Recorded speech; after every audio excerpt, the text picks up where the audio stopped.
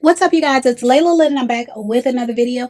And in this video, I want to talk about how jealousy knows no age. People are wondering, in case you haven't heard, why Mathew Knowles walked out of this interview when Miss Tina's name was mentioned as being inspirational, directional, influential as far as the creation of Destiny's Child and the Beyonce. Matthew Knowles walked out of the interview, and so we're going to get into why he walked out in this interview. In my opinion, it has to do with jealousy. Miss Tina just outsold him, and we know that numbers and sales matter to Matthew Knowles. So if you're watching, if you're not yet subscribed to this channel, go ahead and subscribe.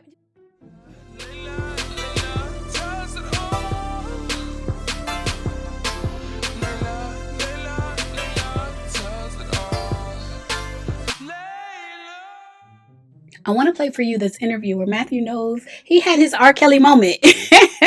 He had his R. Kelly moment, and he walked out of the interview when this man kept bringing up Miss Tina. And this is why I say jealousy knows no age. Earned your flowers. I've said the same thing to Miss Tina Knowles.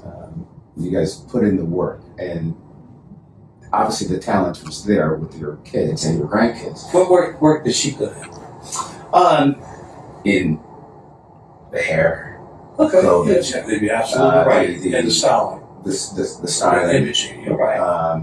She claimed to have preyed on the name, and different aspects of that. Sure. Sure. So, yeah, it's a joint effort. We'll stop now. So I wish this video had captions in case you guys can't hear it clearly. He was saying it's a joint effort that both him and Miss Tina, Mr. Matthew, I'll call him, and Miss Tina, both had a joint effort, a joint influence on Destiny's Child.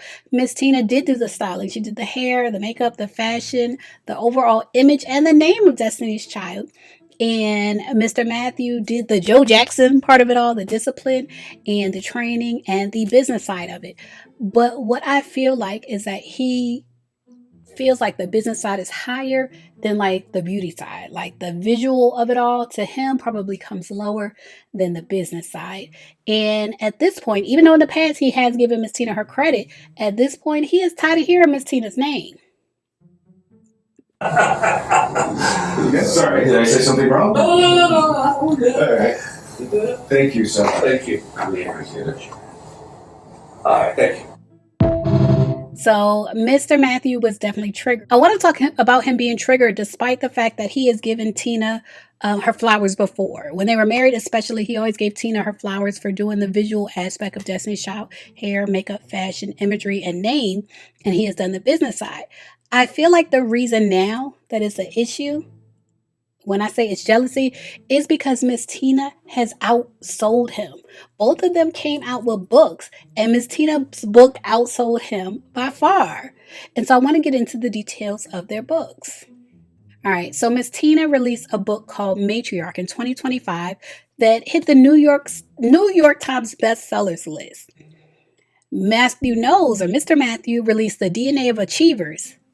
No New York Times bestseller. Like, it didn't sell as much as Miss Tina Knowles. Her book was on the Oprah Book Club. His was not. Her book was published by Penguin Random House. His book was not. And I do want to say this is not his first book, because I read another book that he wrote about Destiny's Child in particular when he went into the details of their touring and the thing with Jagged Edge and all of that. And it was on Amazon. It seemed like a smaller publisher. Like I got it on Amazon Kindle, read it in like an hour. This particular book, The DNA of Achievers, was published by Ex Libris, who is also a smaller publisher compared to Penguin House. And so he may feel that he had a bigger influence on Destiny's Child because he did the discipline, because he did the Joe Jackson of it all, because he did the business side. But Miss Tina is able to monetize her influence. And a lot of that has to do with her social status. People respect Miss Tina.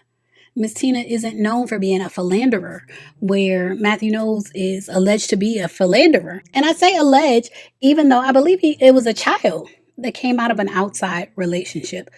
And that kind of ruined his image. You know, it ruined his marriage and ruined his image. And in my opinion, that's why Miss Tina is able to outsell him, because her image was never ruined in the way that his image was ruined. But again, in the past, he has always given her her flowers. He's always said that she's done the beauty aspect of it, the look. And really, if we want to talk about the look, for a pop star, looks matter. And to me, Beyonce looks like Miss Tina, and she doesn't look like Mathew Knowles. So I feel like she has that, on her end as well. But we don't know how much value he puts on that. Like when he says, "Oh yeah, she did the hair, she did the makeup, she did the styling." We can't tell if he's belittling that. We can't tell if he's putting the business and the discipline over that. From the way he says it, he just says she did the hair, the styling, makeup, things like that. But it gives you the fact that he will walk out when somebody mentions her contributions, gives you number one, jealous, and it gives you number two, that he thinks her contributions are lower or less valuable than his contributions. That's my opinion, but I do want to get into some of the comments on this. People are talking about it all over social media. Shout out to Bucci. Bucci said maybe it's more to the story we don't know. I think the more that a lot of people are not realizing is that Miss Tina just outsold him when it comes to books. And we know that numbers matter to Mr. Mathew because he is like a businessman. He's a businessman, numbers matter, and she outsold him. Someone else said, weird energy, Mathew. Granted, you were the businessman, but to diminish her influence and work as part of what Destiny's Child became is wild. I know you're married and over that relationship, but respect is respect. Someone else said, he was like Joe Jackson in a sense, so I definitely give him his props for Beyonce and the girl's success. Yeah, he was like Joe Jackson, but as another person put it, were they successful? Jackson 5 or Destiny's Child, were they successful because of the discipline of someone named Joe Jackson or someone named Mathew Knowles? Or were they successful in spite of it? Was their talent going to take them there anyway? It's just a question. Y'all let me know what y'all think in the comments. Someone else said the real question is why she still carry his name. And I do want to talk about that because I do feel like that could be a trigger for him. He is remarried. He has another wife now. So now there are two Mrs. Knowles. Or you could say Mrs. Mathew Knowles. There are two of them. And that could be a trigger. Like, not only did she outsell him, but she outsold him using his last name. Now, I would assume, a lot of married women, or divorced women, I should say, keep their married last name because of the children. And Beyonce made the Knowles name famous. She's the biggest Knowles we know. And so I would think she kept it because of the children. She's not known as Mrs. Lawson or the former Mrs. Richard Lawson. She kept the Knowles name. I think it has to do more with Beyonce and Solange than it has to do with Mr. Mathew. But y'all let me know what y'all think. Do y'all think that's a trigger for him? Because I do think that also could be a trigger for him. In any case, I think the biggest trigger, like Beyonce said, the best revenge is your paper. And I think the biggest trigger is that Miss Tina Knowles was able to monetize her influence with her book, Matriarch. She looks bigger. Like she looks like she was more influential. She's the one that looks like she still has a bigger relationship with Beyonce compared to Mr. Mathew. That's my opinion. Y'all leave a comment, share yours. As always, thanks for watching.